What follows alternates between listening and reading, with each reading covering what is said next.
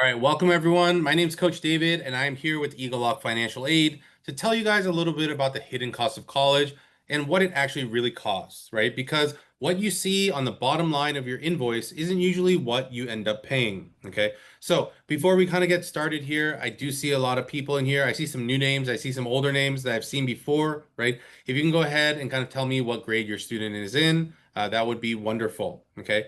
Now, one of the things that I want to kind of like talk about at the beginning, I just realized this, right? There's a lot of high schools that have been reached out to by the Department of Education to be doing beta testing for the FAFSA. Please do not do it, right? Your school might say go and do it, but please do not do it. Why do you want to be the guinea pig for the rest of America? Please do not do it, right? And you can tell them that Coach David told you not to. Okay. The reason I don't want you to do it is because for the last 3 years, the government and the Department of Education, and kind of like studentaid.gov, they haven't been able to get their stuff together, right? And there are so many problems with the website. There's so many glitches. There's so many this and that. I do not want you to be one of those families that is caught in limbo. Okay. So if you have started and you created your account, please stop. Don't do anything. Wait. Okay. You do not need to be the first to the finish line because usually the people that do things on October 1st are the people that get stuck in limbo and have been for the last 2, 3 years. Okay. So that is my warning. Okay. And I'll say it again at the end as well. Right. But today, like I said, we're going to be talking about the hidden costs of college, what it really costs. Thank you guys for putting your students' grade into the chat. I really appreciate it that you guys are interacting. Okay. Now, as far as today, what are we going to talk about? We're going to talk about financial aid news. We're going to talk about the real cost of college, not to be fooled by what the colleges try to show you, right? How to fully understand and how to better prepare for it. Okay. Now, again, for those of you guys that know me, right? I am one of the head coaches in our coaching program, but the financial aid side is also my domain. Okay. So I'm a former law school and college admission reader, right? I've also been working in financial aid for the last 15 years as well. Okay. And I'm ready to help your family save money. So without further ado, let's jump straight into financial aid news. Okay. Now, the news for the 17th. Okay. There's a couple things that I want to talk about. The first is that Emory is the latest college that has created a program for tuition-free college for families making less than $200,000 a year. Okay. Now, okay, one of the things you need to understand is that when they talk about tuition free for colleges making or for like families making less than 200,000, that's not your taxable income. That is your AGI, your line 11 on your tax return. So that's your wages, any other income you're getting, capital gains, so on and so forth. Everything put together, and then that if that number is below $200,000, you will be getting your tuition waived. Okay? So that is kind of one good piece of news there. The second piece of news, there are more and more articles coming out about this scholarship displacement that I have been talking about for years. Okay. Now, I don't know why people hadn't realized this or there wasn't a big enough focus on this, right? But a lot of colleges, universities, student groups are starting to see that even if they apply for outside scholarships from like Coca-Cola or like other companies, this and that, they find that their school financial aid is decreased in the exact same amount. Okay, that's what scholarship displacement is. So if you have questions on that, definitely Google it after this kind of training session. But scholarship displacement if is a real thing if you're not considered a low income family. Okay. So that's a couple pieces that I wanted to bring to the kind of, bring into focus, right? The other thing is that FAFSA is supposed to be opening. I know I just mentioned it before, right? It's supposed to be opening on October 1st. Will it actually? I don't know yet, right? We'll see in a couple weeks, right? But, right, again, beta testing has started, right? I'm sure there have been problems, right? There will be more problems if the last 2 years have taught us anything about the financial aid process, it's that they still haven't figured it out after 50, 60, 70, 80 years of doing this. Okay. So again, please make sure to wait just a little bit. I'm not saying that you need to wait for months, but at least a couple weeks. Okay. Now, with the new FAFSA, there are also changes that are happening. Okay. And I want to bring those to light as well. The first change is that for the last 2 years, right? So for the class of 2024 and the class of 2025, right? With the change of the new simplified FAFSA, and I say simplified in quotes because did it really simplify anything, right? But for the class of 24 and 25, right, the first FAFSAs that they did, you needed to include any farms, businesses, or commercial fisheries. Now, right, with the pro-business administration in kind of power right now, right, they're actually taking that piece out. So if you own a farm, a business, or a commercial fishery, that no longer needs to be part of your FAFSA. You do not need to include it, right? So hooray if you own one of those things, okay? Another piece of the puzzle, students with full ride scholarships are no longer eligible for Pell Grants, okay? Now, full rides, again, I tell families that they aren't really they're unicorns, right? They're not really out there because, again, a lot of the families that are coming to our trainings are families that are in higher income brackets, right? And so for those students, right, it's very unlikely that full ride scholarships ever happen because the only time a full ride scholarship will happen is if there is that much need, right? But for those that are in those lower income brackets, right, if you are receiving a full ride scholarship, Pell Grants will no longer be available, right? Now, before, what had normally happened was that if you did have a full ride that paid for everything for college, right? Everything got paid for, and you also got the Pell Grant, which is roughly around $7,000. So that was kind of like spending money, right? But that is no longer going to be given. So I don't know. Maybe that helps. Maybe it doesn't, right? Um, Another piece that is a big piece of the puzzle is that foreign income is now included when calculating for Pell Grant. Okay, so let's say that you're part of a business in a different country and you don't file taxes on that here because you're not required to, right? That foreign income, if you are applying for a Pell Grant, will now be included, right? Now, how they're going to get the information about that, I don't really know, right? But they're saying that that is the case. Okay. So that is kind of the news that I have for you guys for September 17th. Okay. Now, again, everything's going to change. There are so many things going on in the world, right? I'll try to bring you guys as much new news I can every single week so that we can stay on top of things. Okay. Now, before we're going to get into our training, I have this message out there, but this is literally the last week, right? Our sales team has told us, our advisors have told us, after this week, we are not accepting any more 2026s. So if you have a 2026 student and they haven't started on things or they're way behind, right? And if your kid hasn't started on anything, they are way behind, right? Then we do have programs to help you. I will have a phone number to text. And I will also have a QR code to scan so that you guys can talk to us. Okay. Now, also for younger students that are here, because I do see a lot of ninth graders, I even see an eighth grader, right? I see a lot of 11th graders. If your student is someone that needs help, right? And you guys, have been kind of doing things on your own, right? We are here to help you guys out, right? Whether you kind of sign up for our programs or not, sign up for a consultation with our advisors so they can figure out what your needs are, right? Where you guys might be falling a little bit short. Where are the areas that you can improve, right? At least walk away with that advice, okay? The thing I always tell our families for the financial aid and for our coaching programs is that the earlier you start, the more you can help you, right? So make sure that you guys do sign up for that. I'm going to go ahead and leave this up real quick. If you have questions for us about our coaching program, or you have kind of like you want to sign up so you can talk about it, you can text college to 949-775-0865, or you can scan that QR code. Okay. So I'll leave that up for the next 5 seconds so that you guys can take a screenshot, or you guys can, scan the QR code. Okay. So I'll count down 5, 4, 3, 2, and 1. Okay, so let's move on to the training. We're going to talk about how much does college cost.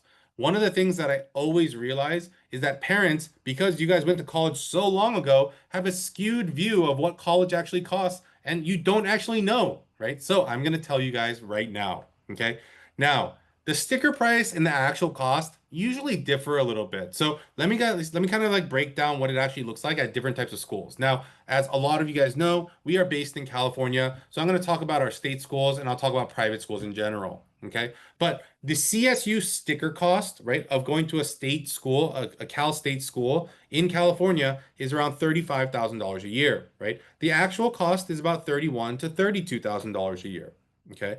At a University of California's campus, right? The sticker cost is about $47,000, right? The actual cost may be around 42, right? And at private schools, again, this varies very widely, but like the majority of colleges in California, right? Private schools, right? Somewhere between 90 and $100,000 a year sticker price, right? The actual cost, somewhere in the range of 87 to $92,000. Okay. So those are the numbers that you can roughly think about, right? Just to make it easy, we'll call it 30, 40, and 90, right? Again, just to make it easy for everyone.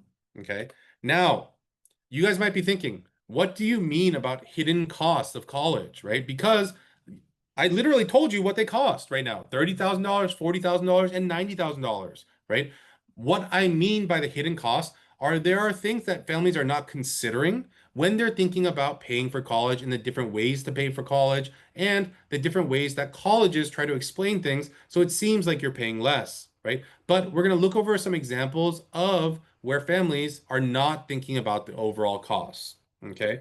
Now, the first example I have is this, right? What is actually hidden, right? Now, if you look at this form, again, it's really hard to see, right? It's just a general breakdown. They tell you what the tuition looks like, right? They tell you what housing looks like, food, books, so on and so forth. Then they tell you about the grants and your aid. They talk to you about kind of the remaining costs. Then they have a loan breakdown, work study, and then how much the family's going to have to contribute. But at the end of the day, what a lot of families are only looking at is the last line of what they're paying, right? And that's where families get into trouble, okay? So it's because they look at that last line. So if you actually think about what that last line means, it's the total cost minus everything that they're giving you, right? But one of the things that families don't think about is that when they're giving you loans or when they're giving you work study, they are not giving you something. They're letting you borrow money that you need to pay back later. Okay. So the colleges, how they try to trick you is that they take the total cost. Then they deduct your free money and your loans that they're going to offer you, and then they bring it down to a certain number. Okay. Here's like this example is a little bit bigger, so you should be able to see it, right?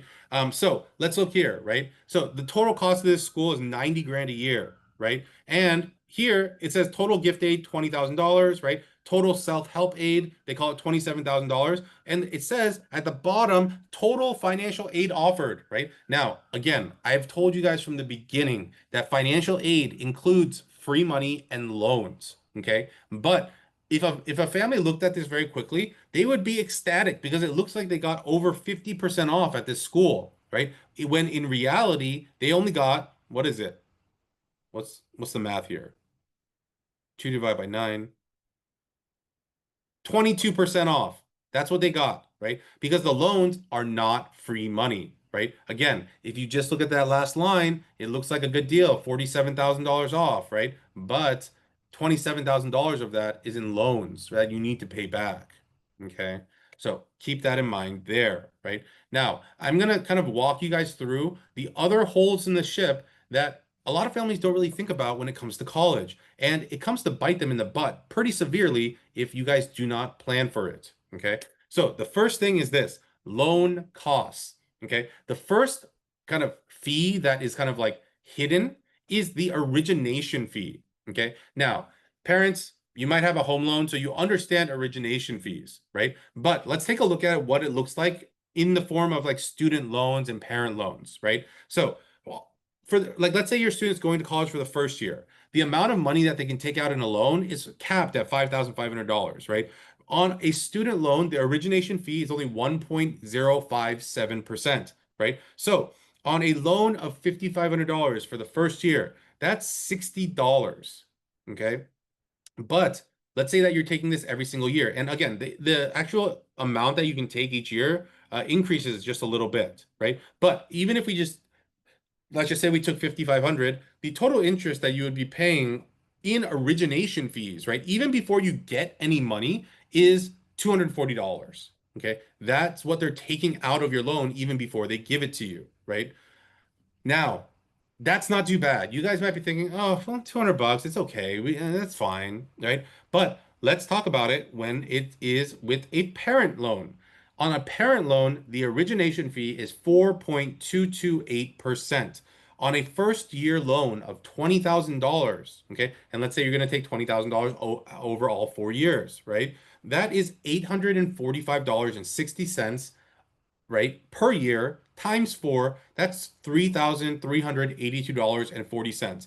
Even before your student is able to make money and pay things back, you're already in the hole $3,622.40. Congratulations, right? So just on loan fees, that's one area, okay, that is an additional cost that a lot of families don't think about, right? Now, the other hidden loan like cost, right, which a lot of people don't think about when they're kind of like taking a loan because they're just like, oh, we need that money to pay for it, right? Is interest.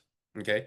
Now, on a first year loan, again, $5,500, right? The student loan interest currently, right now, and it's going to keep going up every year, is 6.53%. The interest by the time you graduate on this loan, because you'll have it for 4 years, is $1,436. Okay. So on a 5.5K loan, you have $1,436 in interest only like that you need to pay, right? Just on that one loan. Okay. Now, on a 20K parent loan, right? The interest rate is at 9.08%. By the time you graduate, right? The interest alone on that one loan is $7,264. Okay. Now, you might be thinking, well, okay, even that, maybe it's not too bad, right? But again, I look at it and it's pretty bad, right? But the problem is that this is your first year loan. What about the second year loan that you're going to take for another 20 grand? That's going to have 3 years of interest. So divide, like take out a third or like take out a quarter of the 7,264. There's going to be another interest there, right? So just on your first year loans, right? Just the ones you took out in first year, right? By the time you graduate, right? The total interest plus the principal is going to be $34,200. On a 25.5K loan, you are now needing to pay back 34.2K. Okay. And that's if you pay it off right when you graduate, right? If you're going to take another 10 years to pay it off, think about how much that's going to roll over, right? Again, if it is the only choice for your family, I totally get why you're taking a loan, but you need to understand what you're going to be paying back, right? Because something that changed with the big beautiful bill, right, is that there are different kind of like categories of payback and kind of tiers of how you would pay it back, right, based on your income. Okay. So you need to understand exactly how much you're going to be paying back so that you can make future plans for yourself, your future family. Okay. So keep those things in mind. All right. Another place where a lot of families misunderstand things is also work study, right? Now, back on this sheet here, right? You'll see that they have a work study section and it says $1,203 per year, right? And again, it seems like, oh, well, they're going to give us $1,200 a year, right? That's not how it works, right? Instead, how it does work is this, right? Work studying is not something that they give to you at the beginning of the year and then you work off, right? That's not how it works because how can they be sure that you're going to work it off? What work study means, and if you got work study, means that you are eligible to work, right, and earn that much at a campus job. And it also gives you priority when applying for campus jobs. Now, another piece of the big beautiful bill, right, that is going to change things is, well, a long time ago, right, the federal government was the one that was paying for most work study jobs. Not like they were paying 100% of it, but they were paying the majority of the costs associated with kind of like school or campus jobs, right? Now, they're trying to push the burden of that onto the colleges. So, how many campus jobs will there actually be? I'm not 100% sure, right? But the one thing that you need to understand is that until that work is actually done through a campus job or some whatever else is on campus, right? That is another cost that parents need to fork up to pay for, right? Because they're taking $1,200 out of the total cost of attendance, add that $1,200 back in because until your student gets a job, right, they're not going to see any money. Okay. So keep that in mind there. Okay. Another piece of the puzzle, right? General student fees. Okay. Now, each year, this is something that continually goes up for every single school, even at the UCs. The kind of student fees are in the thousands of dollars, unfortunately, right? So the total kind of like the tuition for a certain UC is roughly around like 15.7, somewhere around there, right? But there's another like 1.7K in fees that you have to pay in order to get registered as a student, right? So it covers a lot of things, including making your dinky plastic ID card, right? Access to the gym, right? access to the library printer, right? So if you see, I'm being very sarcastic about these things because it's like, you know what? I'd rather just pay $20 to, go to Planet Fitness, right? But at the end of the day, these are required fees, and depending on the school, they're anywhere between $200 and $2,000. Okay. This is something that a lot of people don't plan for because they just look at the tuition fees, right? So it is something that you need to kind of think about. Okay. There's also program specific fees. Now, at the UCs, not so much. At the CSUs, not so much. But there are colleges, right? Whether they're other state schools or private schools that do have additional program specific fees for certain majors, most notably engineering, nursing, business, and art. Okay. Now, again, for art, there might be a material, like an extra materials fee, right? For nursing, there might be other kind of like laboratory fees, things like that. Engineering, same thing. Business, there might be additional fees because of different like professional societies or this or that, so on and so forth. So there's a lot of different reasons why these things happen. But again, there can be additional fees in addition to just the base tuition. So keep those things in mind. Okay. Finally, there is something that a lot of college students partake in, right? And parents, when your kid asks you to send an extra whatever amount of money, right? Don't be shocked, right? But the one thing that a lot of families never think about is Greek life. Okay. Now, parents, I'm sure that some of you guys were part of, fraternities or sororities, right? Professional kind of this or that, whatever it is, right? But they weren't that as expensive as they are now, right? But new students, right? So like generally for like kind of like renewing students or like renewing member dues, things like that, it's like 30 to $100. It just depends on the school, right? But for new student fees or intake fees for new students, right? The range that I've seen is very wide. It can be in the range anywhere between 600 and $5,000.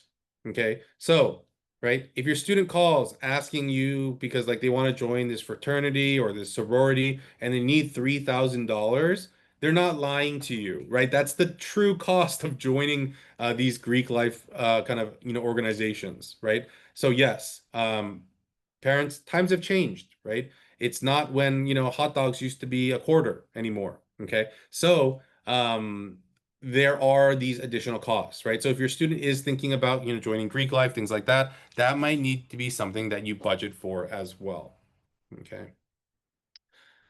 Now, takeaways, right? And again, one of the things I'll ask you guys to do, right, so that we can kind of like, go seamlessly into our Q&A session is if you do have questions, start putting them into the Q&A and start putting them into the chat now, right? But here are my big takeaways, right?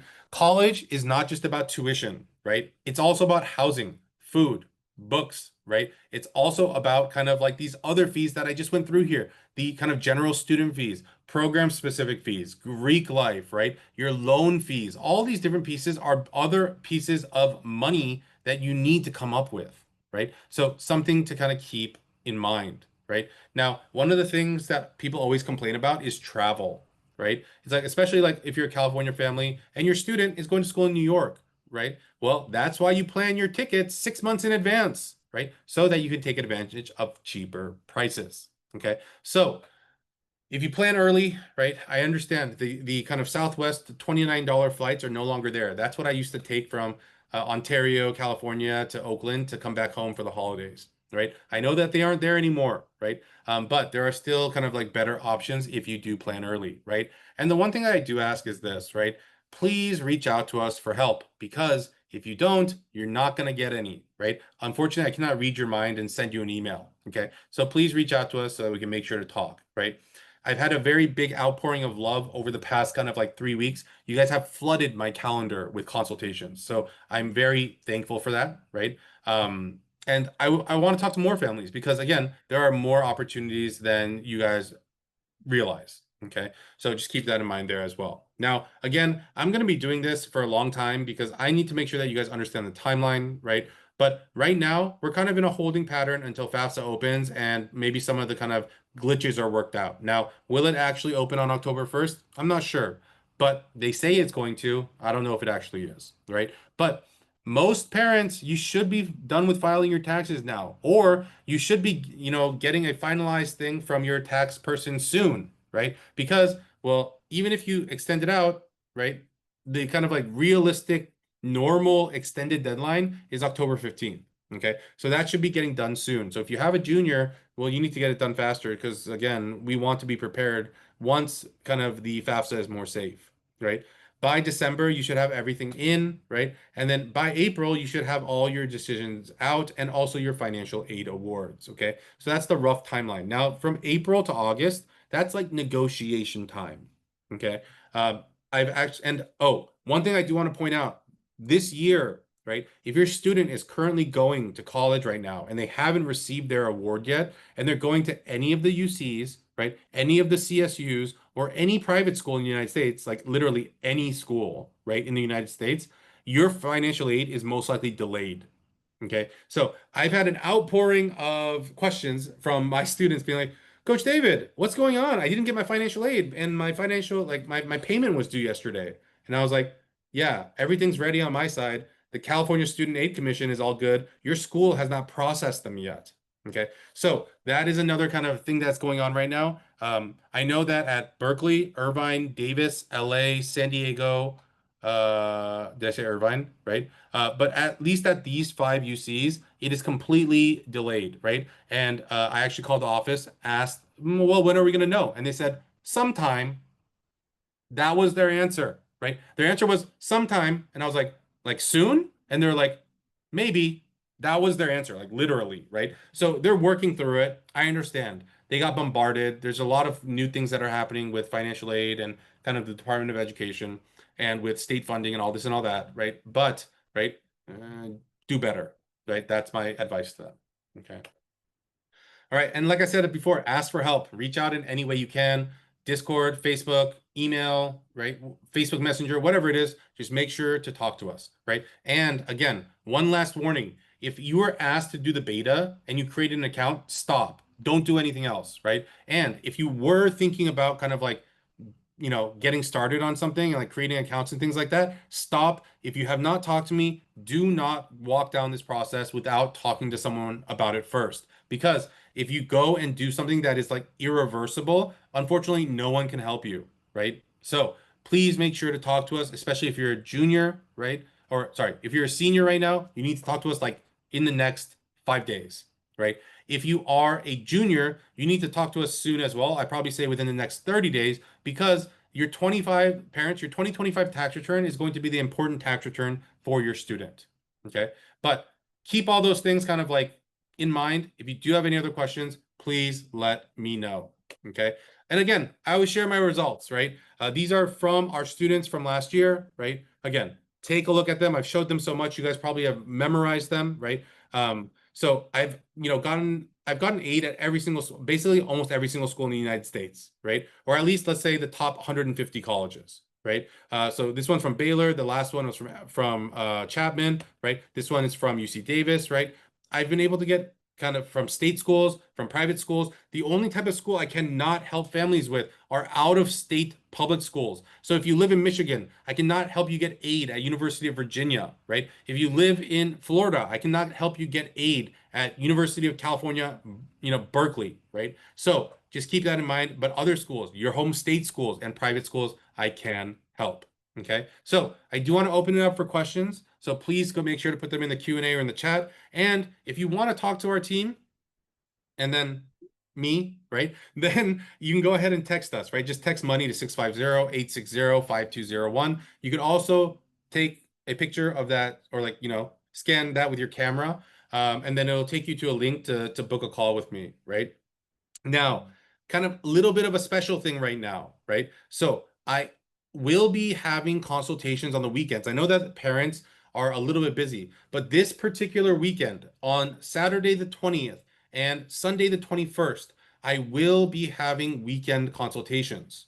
Okay. So if you guys need a weekend time, I'm going to put my email into the chat so that you guys can reach out and then I will help you set up a time. Okay. So the email that you're going to reach out to is financial aid, right? At egelloC.com. Okay. So I put it into the chat there so that you guys can have it. But if you need a weekend time, because that's when you can get your family together to talk about this and that, that's totally fine. Ju- I've had it other weekends too, but like I was completely booked. This weekend, I'm a little bit more free. So on the 20th and on the 21st, right? I have some kind of like early, like later morning times. I also have some earlier afternoon times on Sunday. On Saturday, I have some early morning times, and then I have a couple in the like mid to late afternoon. Okay. So again, if you guys do have questions, put them there as well, right?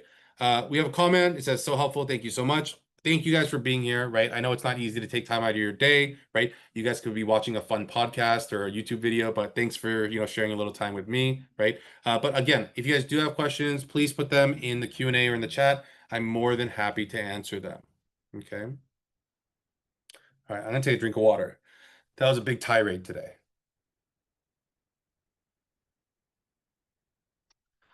All right, we have a question here. It says, I'm a senior, National Merit Ceremony finalist. I'm wondering if National Merit is also subject to the issue where colleges adjust the scholarship amount given to you based on the other scholarships. Uh, no. But like here's the thing. So National Merit Scholarship, even if you get finalist and you win, right? Depending on the school, right? The school that gives the largest award out of all of them is USC, and it's half tuition. So if we think about what tuition is, it's like $35,000 roughly speaking, right? But every other school that you look at gives you like $2,000, $3,000. So it's not a life-changing amount of money, right? Now, are there other schools that will say like, oh yeah, we're gonna give you, we're gonna take all your tuition off? Yes, but the question becomes, is that a school that you actually want to go to? I'll just give you an example. I had a student. He was a National Merit Scholarship finalist, right? He got it, right? And then Texas Tech reached out to him saying, "Hey, if you come to our school, we'll let you go tuition free," right? The question, but for that student, well, Texas Tech wasn't on his board, right? And so didn't really end up mattering, right? But there will be schools that reach out with kind of like some inflated offers if you do have that kind of honor there. Okay. We have another one that says, is it a good idea to have a 529 plan? No, it's not, right? Like a 529 plan is kind of like shooting yourself in the foot, right? Because you need to save your own money. And because you saved your own money, the colleges are going to give you less money. So it's kind of like it kind of works against you, right? When it's supposed to be something that's supposed to help you. Yes, it helps you pay for college, but it doesn't help the colleges give you any more money. Okay, which is what we want because we want to use less of our money, right? Because you know what, parents, right? Retirement's around the corner, and after the kids are done with college, we can, we can all just, retire to Fiji, right? But right, the 529 plan, generally, I've told families it's not a good investment tool, right? The average growth per year has been anywhere between 2 and 3% for the 529 plans, right? So I always tell families it's probably better just sitting in your like brokerage account, right?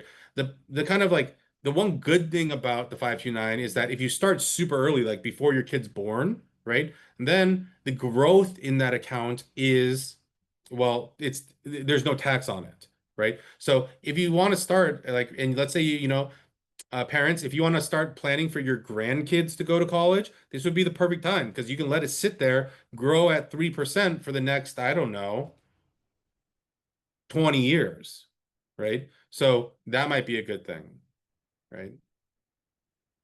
All right. I don't see any more questions, so we'll kind of close it down for today, right? But again, reach out if you need to kind of set up a time with me. If you guys need a weekend time, right? I do have those available this coming weekend. I'll put my email in just one more time here.